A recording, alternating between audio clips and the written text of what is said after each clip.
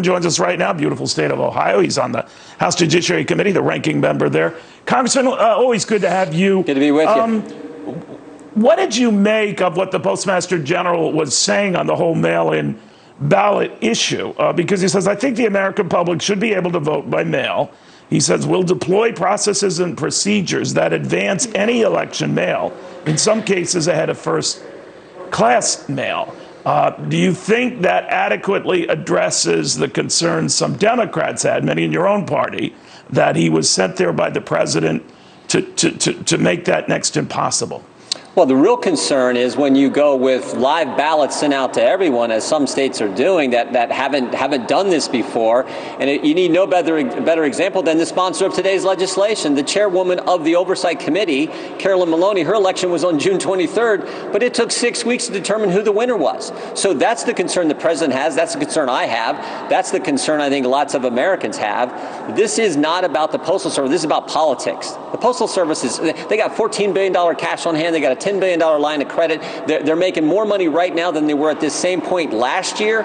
So they're removing some sorting machines and changing out some mailboxes. Guess what, Neil? Every Postmaster General has done that. In fact, between 2011 and 2016, President Obama removed 12,000 mail collection boxes. Was he trying to influence an election or do? No. So this is the typical politics from the Democrats. One more way they think they can go after the president and attack the White House. I think Americans see through it. Americans want their elections to work safely. They want it to be secure. We all want that to happen. So let's make sure we focus on that.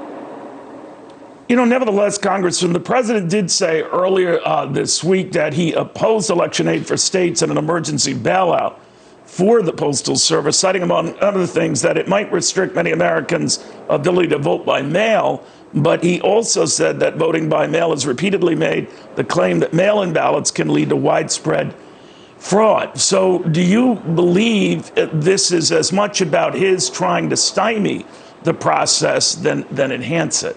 No, I think this is the Democrats playing politics. I mean, well, Neil, ask yourself this question, your viewers. Why are we voting on the bill today but not having the hearing on the legislation and hearing from the Postmaster General until Monday?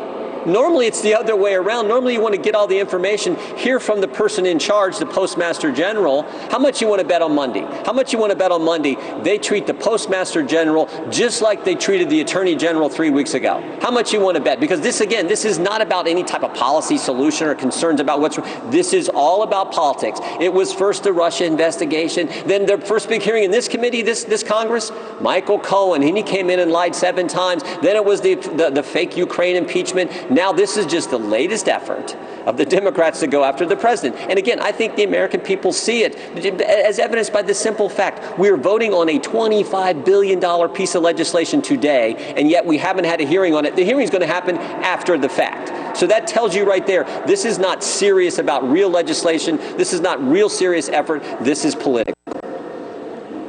You know, I understand where you're coming from, Congressman, but if you're the President of the United States and you've long expressed, he's not the only one, reservations about an overwhelmed system dealing with what could be 100 million mail-in ballots, do you think he would welcome cutting financing for the post office to make that of course not. Next to impossible? No, well, that's what Democrats are charging. No, so the timing of all true. of this is not odd to you, not odd.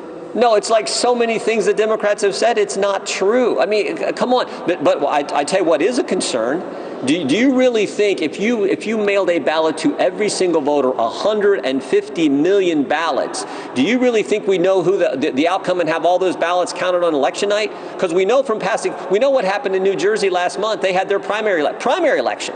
Their primary election, it took 4 weeks to count those. We know what happened in New York in the chairman of this committee, the sponsor of today's legislation. We know what happened in one congressional primary, her race. The election was June 23rd, and it took 6 weeks to determine a winner. Do we really want that in the presidential election with 150 million people potentially voting? That's the scary thing. So look, if that's the concern I think the president has, and that's what he's expressing. Right. No, I understand. Maybe I wasn't clear in my question, Congressman, that the timing of cutting aid would actually fit in with that notion. What you were against this mail-in ballot stuff. It's going to overwhelm the system, so we will ahead of time make things more difficult. As you know, that's what Democrats are going to we're not argue cutting about aid. that coincidental timing.